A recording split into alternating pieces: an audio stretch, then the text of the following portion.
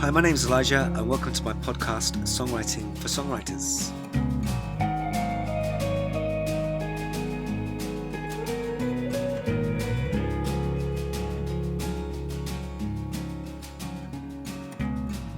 My special guest this week is Mark Tucker. Mark is a music producer, a composer, an engineer, and he also designs studios. He's had 20 years of experience making records, working with bands like Portishead, Harvey, Gillan, Fairport Convention, and many, many more. We speak about his life as a producer and engineer, about songwriting, arrangements, and much, much more. So enjoy this podcast. Remember to subscribe, and whilst I've got your attention, my book, The Songwriter's Handbook, is now available on Amazon. Inside, there are 52 ideas, subjects, and themes in which I explore and ask you questions to think about subjects and find an idea, a seed or a spark for a new song, a new lyric, or a piece of creative writing. So do yourself a favour and get a copy, and I can guarantee you'll get a song or an idea from it. Or if you've got someone in your family who's just started being creative and you want to get them a gift which is actually going to be useful and pay them dividends in terms of creativity, check it out on Amazon, The Songwriter's Handbook by Elijah Wolfe, with an E-W-O-L-F-E. Anyway, that's enough of my sales pitch, so over to the podcast with Mark Tucker. Joining me today on my podcast, Songwriting for Songwriters, is producer, composer and engineer Mark Tucker. How are you doing, Mark? I'm very well, thank you. Good. Thank you. See you again. I haven't seen you for a few years. Last time I saw you was when you were just... Pre-COVID, wasn't it? Yeah, it was just when you were developing your home studio. How's that gone?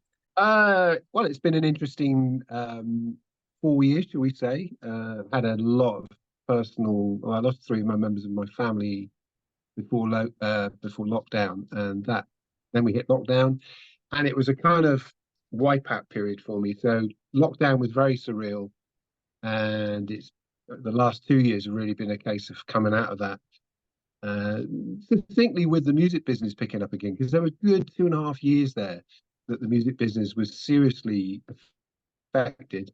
I mean, despite that, we had a number one at Arc Studios with the Frank Turner record. Wow. It was recorded in 21, but released in early 22. That was a number one, which was fantastic. That was a sort of the height of lockdown. You know, the best thing about lockdown. Everything else was pretty grim. Brilliant. That's amazing. Yeah, it's good. What's Frank like to work with? He's lovely. Yeah, he's a sweetie, absolute sweetie. You know, there's no twists and turns with Frank. You know where you are, and he knows what he wants to do. It was with Rich Costy, producer Rich Costy. In fact, we were kind of pioneering in that. It was I'm sure people have done lots of audio mover sessions because the software's been around for some time.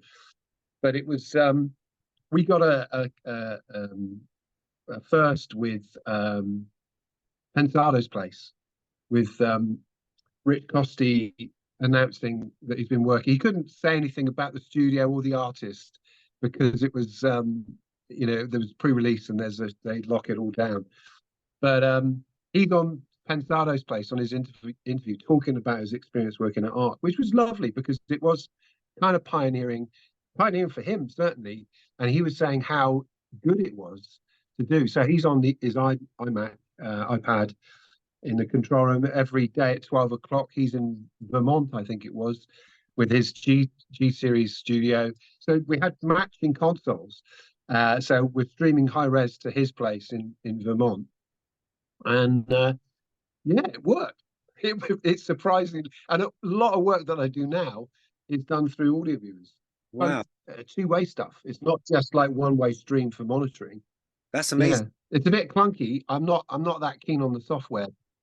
Yeah. I mean, most of my work is probably out of England at the moment, so it's amazing. I'm building a studio in Sweden, which is nice. That's going to be exciting. That's an SSL Delta. It's going to look like a spaceship. That one. It's going to be very cool.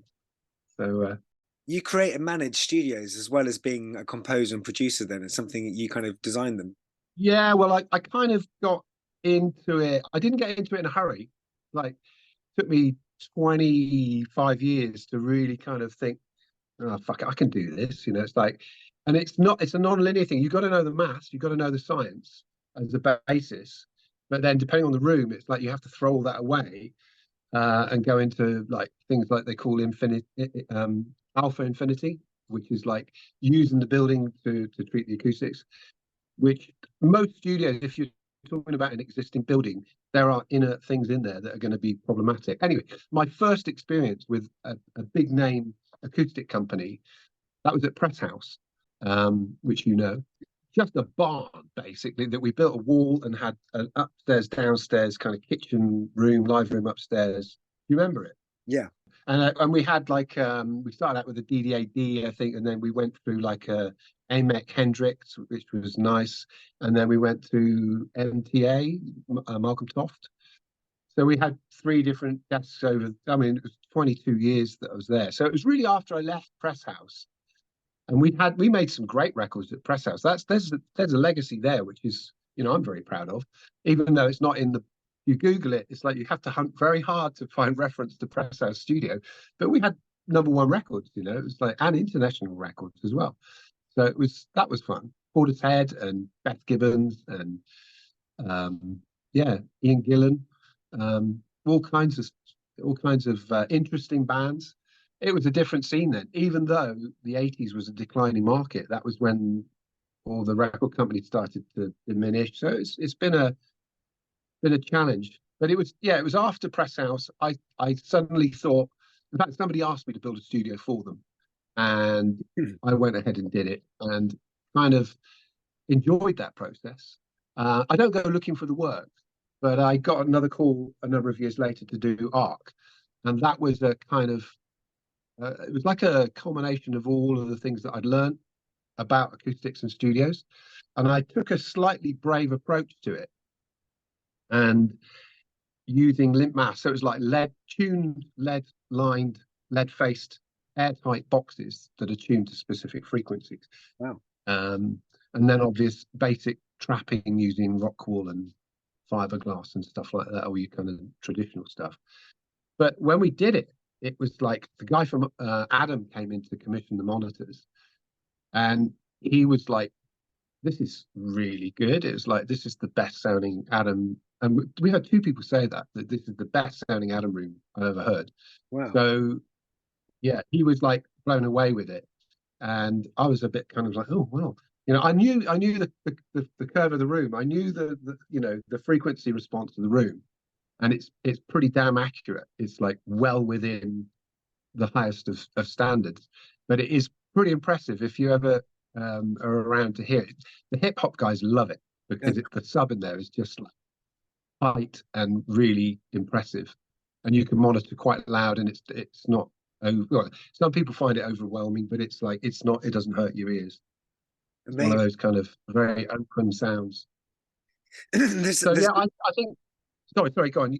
Carry on. There's a lot to be said for like the sort of like you said, the scientific and technical aspects of a studio sound and space is like really important, and the same with gear and equipment. As a producer, like when you've got an act in, you know, I guess you can kind of control the technical and scientific element of recording by having great equipment, like you said, by soundproofing a room, by using the room as best you can to make sure the sound's good. But then there's also that magical sort of uncontrollable creative element with an act as well. What kind of like balance do you find there is between the technical and the kind of creative aspect, and how do you manage those two things with an artist? I don't even think about it because I work within whatever means I've got available, and I'm quite happy working in a house. You know, it's like I'm trying to think of the record. Simon Emerson, bless him, the late Simon Emerson, called me up one day, said, like, "I've got a record to do." What's the guy called? The folkie, Chris Wood, Handmade Life, wonderful record. And it was, if you'd seen the environment, it was at Simon's chapel, which is his home setup. So it's a tiny little room downstairs with stairs going up and a little live room that literally your head is like this in the apex, unlike where I see you there. Yeah. So and Andy Gangadine is in there with his drums, and I'm like, I walked in there and just thought, fuck, this is not a good room for recording drums. We're gonna have to get creative here. But it worked fine, and it's like, if you listen to that, I mean, I was doing like some weird MS thing with the vocal and guitar. It was like a weird combination. It was non-standard, and I just thought, fuck it, I'm going to go for this because of the acoustics of the room. It was limited options, and I had these like Auralex screens. It was just like anechoic kind of setup, really, just to get that boxiness, that 500 out of the equation. And the same thing with the drums. You would never know, really listen to it. I don't think so. I think it's a good sounding record. But so it's just like, get on with it. That's my approach, is shut up and get on with it. You know, if people start whinging about, oh, it's not sounding right because of, you know, it's like, really, at the end of the day, whether it's a U47, U87, you know, just make the record. Keep the energy flow. That's my approach. I was recording a guy the other day, actually, who's a great songwriter called Charlie Eves. And he's one of the guys he plays all the time. So his songs are great and he's rehearsed up. And I had him in the studio to start his album. And for some reason, on that day, both my microphones went down. It must have been cold or something. So anyway, the session carried on. So I kind of thought, well, I either cancel this session or I'm just going to get 4 Shure SM58s, rig them round him, There you go, and just see what happens. And it actually sounded there great you go. just from Yeah, carrying on. exactly. SM50, give me an SM57. If I've got a U87, happy days, you know. But you know, 57's fine, 58's great mic. That is a mic. Yeah. You can throw it against the wall and it will still work. Exactly. You know, that to me, you know, that's a lot of the kind of deal for me. Yeah. Is I just want it to work. I don't want to be faffing around with stuff. I don't want to be kind of distracted by technology, because I've always worked in compromised situations. Presshouse wasn't, going back to the acoustics of Presshouse, the company that installed the acoustics, the treatment in there, I think we spent 30 grand. And the guy turned up twice with his little laptop, some old laptop, and did some analysis of the room, which, you know, at the time it was like, oh, this is deep science. No, he just put a bloody measurement mic up in a few positions and then printed out the readings and interpreted those into what the room was talking back at the mic, you know. Yeah. So, but my point was that when he came back, he just brought these dense foam panels that were like pre-made. They could have been made out of, you know, rock wool and some timber, and they weren't scientifically tuned, that's for sure. They were just big panels of foam. So I just suddenly thought, wow, all that bullshit with the computer, and to charge that much money, you know. So I started delving into it because I just thought, we've been ripped off. This is like, he's taking the piss. And okay, he's got a living to do, but I think, you know, that was golden days where he could probably get away with it. And now it's a little bit different.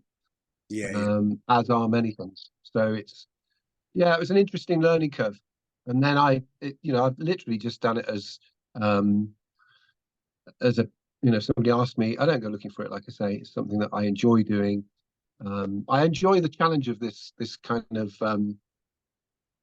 you know, nothing's perfect unless you're building a studio from scratch, where you can do all the kind of, I think it's bolt, you know, you do all the kind of the maths into the structure so it works. But when you've got kind of beams running through into offices, or, you know, resonating floors, and you can't change the floor. We had a big problem with the floor at Arc. Right. So I had to stiffen that up to try and eliminate a sort of 20 hertz resonation coming off this big flat, like a sounding board that would, like a guitar top.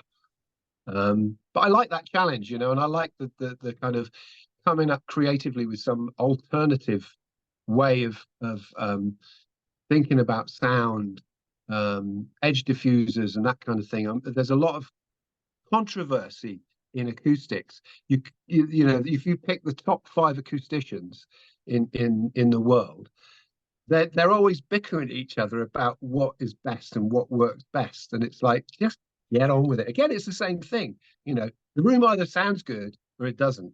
That's the bottom line. You know, and there have been plenty of studios that defy science in that regard. Yeah. Well, there's that studio. I think it's who's the guy who did Steve Albini. There's a great documentary of, I think, Dave Grohl going through different studios, and the place he's got looks bonkers. You know, the sort of angles and the kind of the way, you know, he's obviously designed it, or he's used the place he's in and kind of worked with it. But you know, different places have different sounds, don't they? So there's that Yeah. element of working within Yeah. a place, you know. Yeah. Well, Rockfield was one of those examples, really, when it started out, and it's made some fantastic albums in that sort of that early era. Yeah. And there was no real, it wasn't like in terms of a modern studio, there was no real serious, it was kind of funky, you know? So with that in mind, then one of the questions I was going to ask you is because yeah, I suppose like you know, if you're recording lots and lots of different artists from different genres, what do you think an artist needs to think about when they take a song to make a record? Um, get the arrangement right, make sure that they're ready, really. I think that the arrangement is key to that. The lyric, obviously, but then most people are like yourself, probably last minute while you're out doing the vocal, you'll be changing a word or doing something that's a modification. I'm not a songwriter. I mean, I compose stuff and I do music, but I wouldn't say I'm a songwriter. I'm a composer. I think you correctly introduced me there. So just to be clear, I don't write lyrics. If I did, they'd be shit. You know, it'd be. It's quite So interesting yeah. to hear your thoughts because I've spoken to Chris Potter, Peach Weir, and Youth, and yourself. And the reason for talking to you guys is obviously I'm a fan of what you do and the work you make, but it's very interesting for songwriters who tune into this podcast and for me as well to get the kind of insight from people like yourself because you're working with songwriters and great songwriters and you're largely responsible for making those songs into great records. One of the things that I've learned on my path, and they're very simple things, but you've mentioned already, arrangement is very key. Tempo is key. Oh God, yeah, tempo, absolutely. That's a big one. Yeah, it's difficult when you're not working to click, because then you've got that variable that's always a kind of living and breathing. Every take can be slightly different, particularly with the least experienced musicians, like young bands. I had an experience recently where I measure the band. You know, this was a case of I booked pre-production, a day and a half pre-production. Didn't happen because somebody was ill. Didn't happen. Next minute, the studio, different band that they'd split up and reformed. So it's like this absolute chaotic scenario. And they're all like 18, yeah, man, you know, kind of everything's like, ugh. And they turn up and it's like, okay, we're just going to go. You know, it's like, just take it and go for it. And it was speeding up and slowing down. If I'd said, right, we're going to do it to click track, it would have killed it. You know, it's like that would have been the death knell. So it was recognizing, and I'm not scared of clicks. It's just knowing that the people you're working with understand how to work with a click because it's like, or if the track is absolutely needing a click. And sometimes I'll do dance stuff that's non-click. I mean, some of the fluke stuff is pretty pounding beat stuff and they don't use a click. None of their stuff has been recorded to click. It's all live. And most of my stuff is live. All the stuff I did with Fairport was live. Most of the stuff I did with Martin Barre was 60, 70% live. That's kind of what I like. And I kind of like the setup that I've got here, which is like a big live room. I can have a whole band in the room. Sometimes if we're doing live without click, don't even need headphones. So we're all just live, you know, which is au natural kind of, and it does change the energy and the flow and the communication. Everything is a lot easier. Second, you go into the headphone thing, it's a different thing. You've got to have experience to be able to deal with that. And it takes time to get it set up. And so, yeah, I'm into the intuitive thing, really. It's like much more driven and heartfelt, really. I would like to think that's my aim. I think so. I think I was speaking to, I think Chris Potter mentioned this actually, but like a lot of the bands of the 60s 70s until I suppose until computers came in and synths came in where the metronome became more important. A lot of those older records there's a feeling because sometimes you listen to like a Stones track and it's out of time, you know, there's some of the players are out of time or it speeds up, slows down. There's that feeling of a band or just being in a room. That's right, exactly. And it's great to hear that you believe in that and have that a way to work. Yeah. Well, that was. I mean, my one claim to fame was working with Gus Dudgeon, for a couple of weeks. Wow. And when I met him, I thought, oh, he was like dressed in a pink suit and had rose tinted glasses, turned up in I think it was a Mercedes Sport something, and he smelt of very expensive perfume. And he was introduced from he's a friend of Dave Mattox because he'd done a lot of stuff with Elton. And I just thought, oh God, this is going to be interesting. You know, this will be fun. And it was really good. And he was a lovely guy. And he had that because I mean he started out at Decca recording the early Stones stuff. Yeah. It was literally, right, Gus, go and you see that? Do you see those China graph marks on the recorder on the 2-track?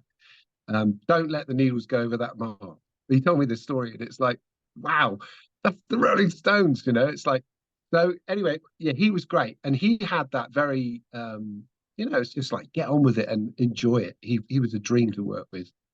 Yeah, yeah. You other producers have said this, and I'm sure you probably might have the same experience. How much of your job is to do with kind of the psychology of bands, or being a therapist for a band, or helping people in that way?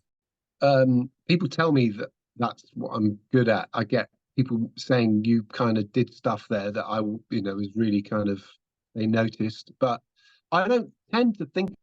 It's kind of intuitive because I've been doing it for so long.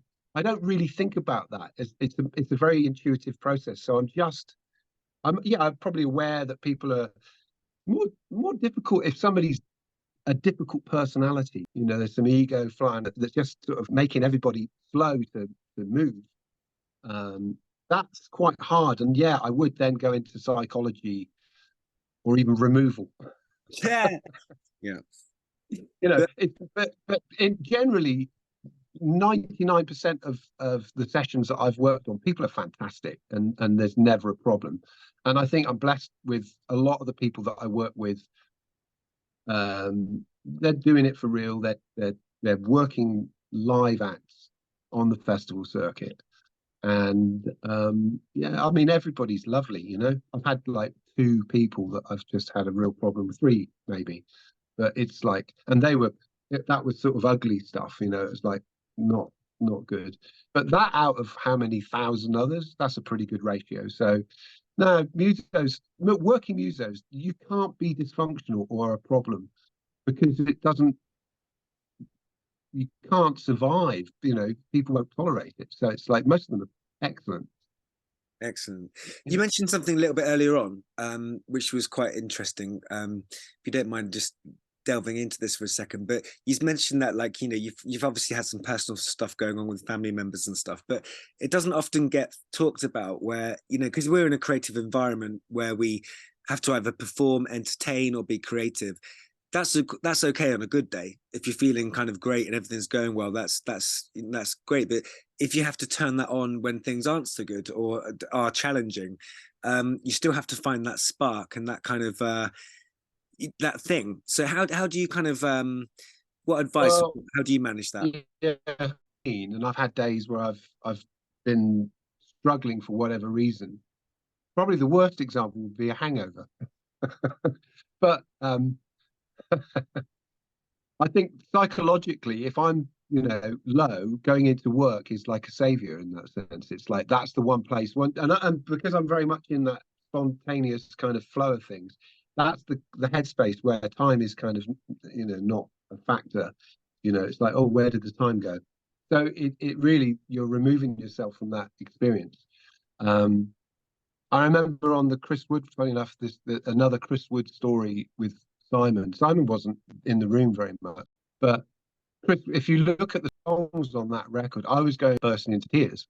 Every song would be like, oh, I'd just break down. I'd be sort of like looking at the speakers with a box of tissues, you know, just trying to cover up the fact that I kept breaking down.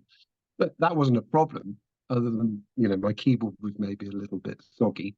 But, you know, it was. I think Chris was flattered at the end of it, really. Yeah, I'm sure.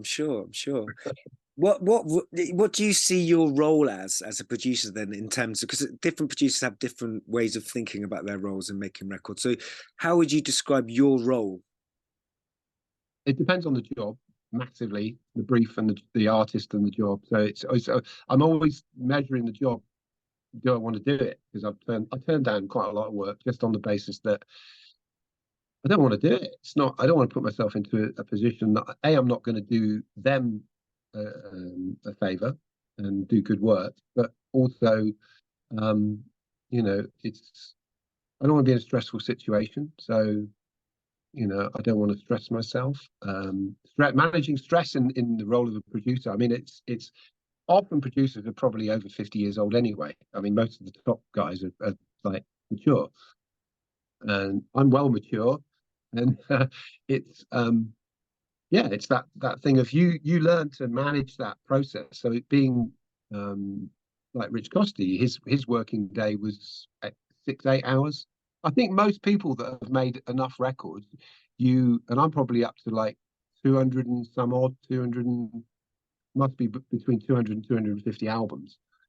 So it's once you've made 50, you kind of got the measure of what's stressful. Like those records, when you come out of those records and you're like, God, I hated that. It was like I can't listen to the record for whatever reason. It was just a painful experience. It's like that's to be avoided. Yeah, you know, it's got to be pleasurable. So as far as the sort of motivation of measuring a job, it is that broad criteria of, do I want to do the job? And then it's down, is it a click job or is it a combo of click and non-click? Sometimes some albums have been mapped out non-click, you know, tempo map kind of thing. So that you might start without a click, and then the click comes in for the middle, and then it drops off at the end, and you go wild on the run out. It can be anything. Yeah. So, and it's measuring that kind of thing. What's best for the job, you know, but always trying to keep it fast. I mean, there's always a financial criteria as well. You know, rarely do I ever have the luxury of like, oh, let's spend an afternoon making funky noises, you know, and we might use one of them. It just doesn't, unless, you know, it's a lovely day and you're just sort of chilling and mucking about. And no, it's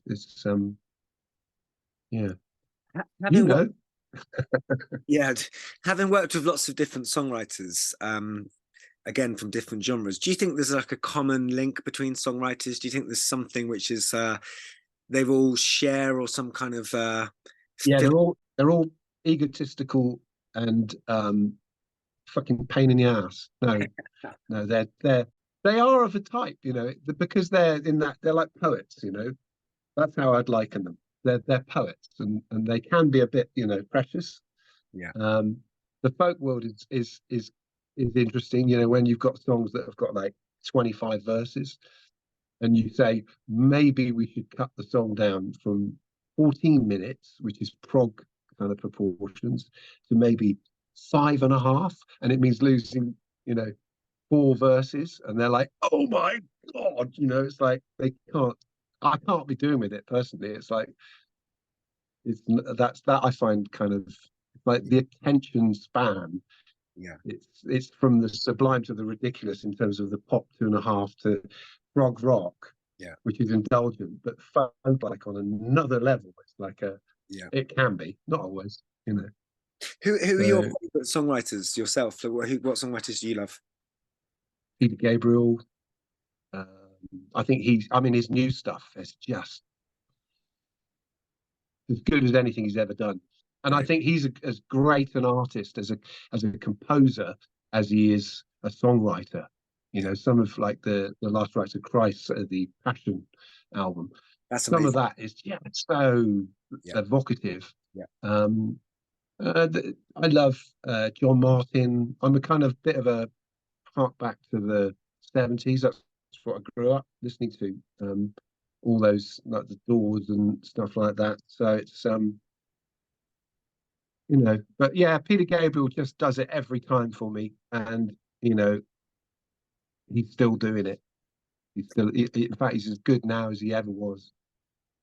In the age of like everybody having a laptop, everybody getting software, everybody sort of having the capability of making their own records in their bedroom, and then having studios, like an old school kind of way, going into studios.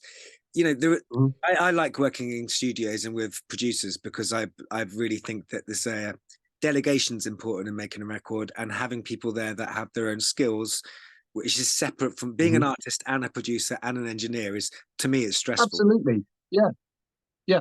Well, that was one of my early experiences, that having been a musician and played in numerous bands for years, probably for 20 years before I actually went into recording.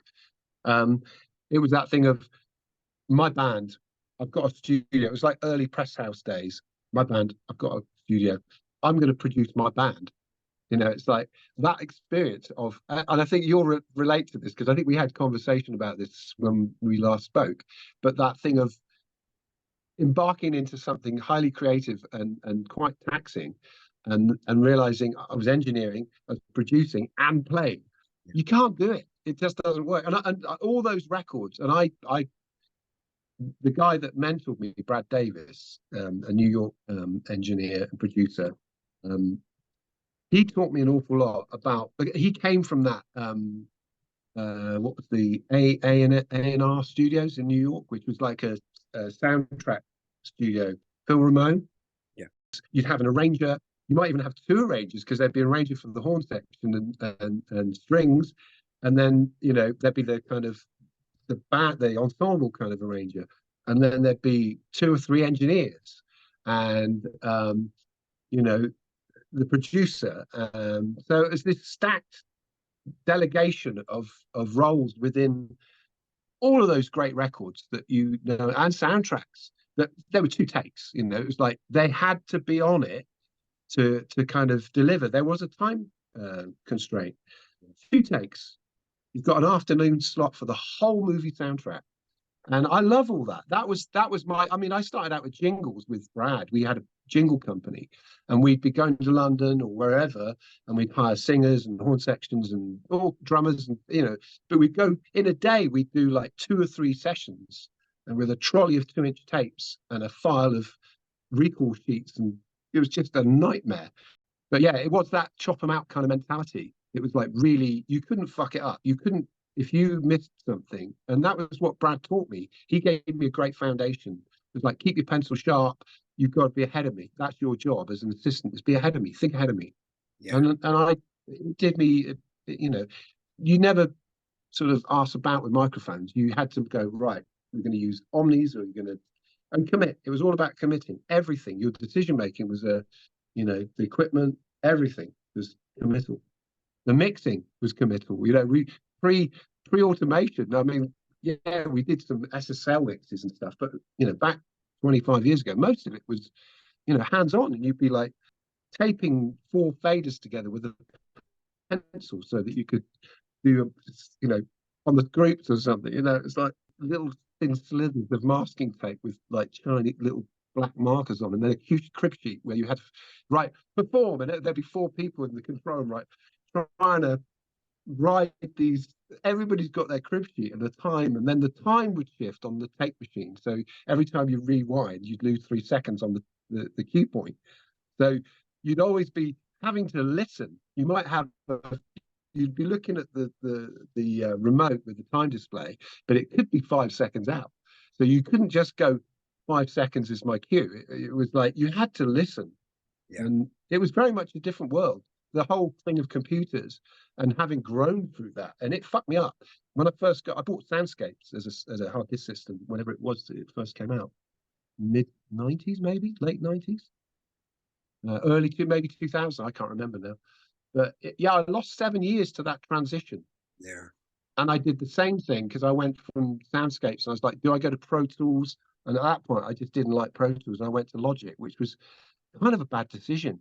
But I don't know. It's a mind fuck. That whole computer, the sort of creative process of, I used to be pacing around the room, and you'd reach over and you'd be doing 2 things on the mixer at once. But going back to this sort of mouse, this little tiny thing that your finger is controlling on the screen, and you're fixed to a computer display.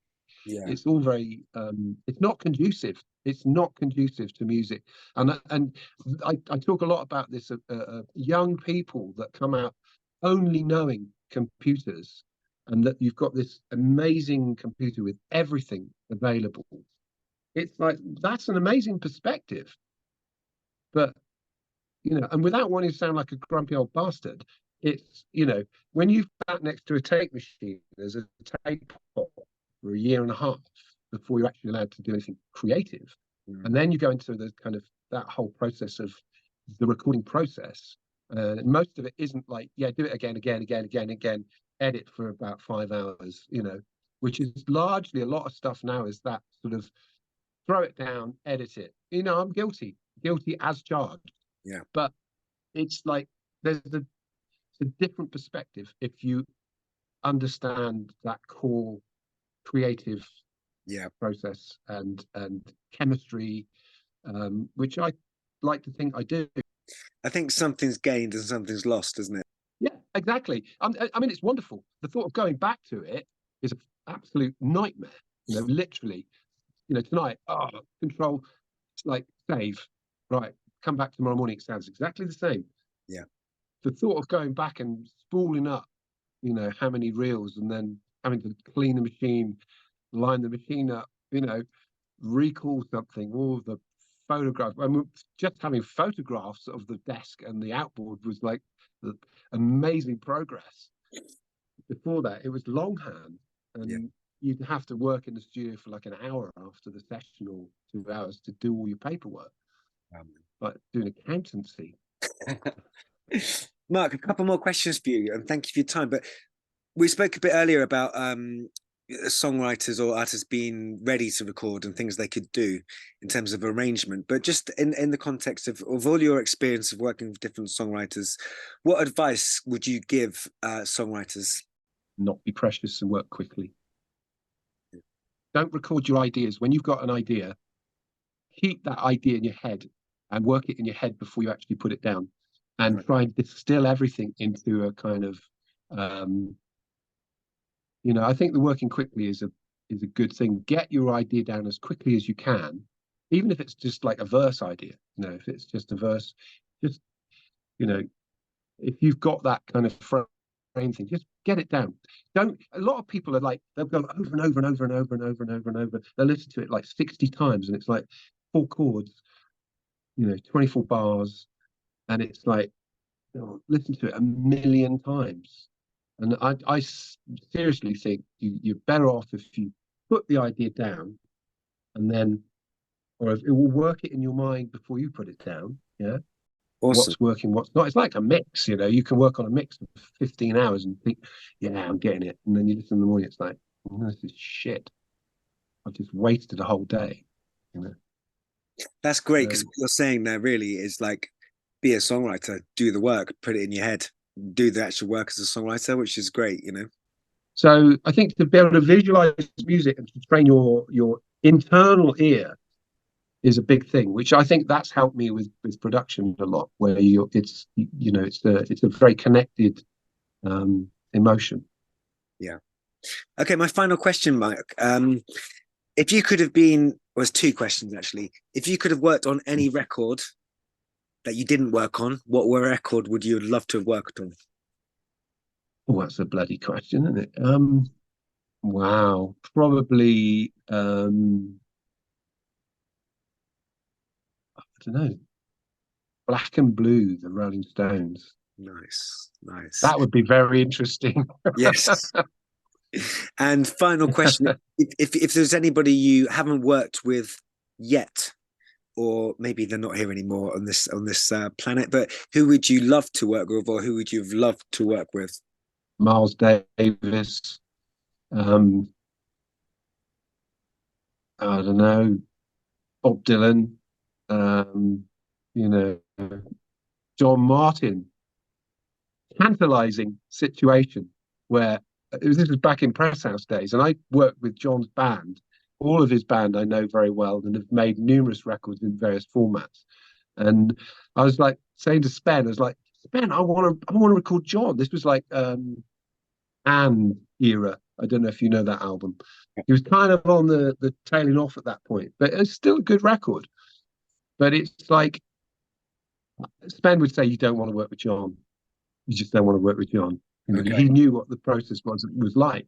And But the guys at the back of Presshouse that were doing remixes were doing remixes of on the cobbles, and then Head, who you know, yeah, the Yeah. producer Head. Yeah. Yeah, he was. I was working with Head on some record at Presshouse, and he takes a call, and it was John's manager, and I could hear him say John Martin, and I was like, what the fuck? It's like these guys, they're remixing. I could hear John Martin coming out of the back room.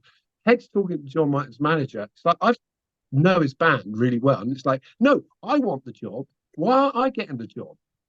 I mean, you know, it's one of those. I'd love to have worked with John, but Fantastic. there are many.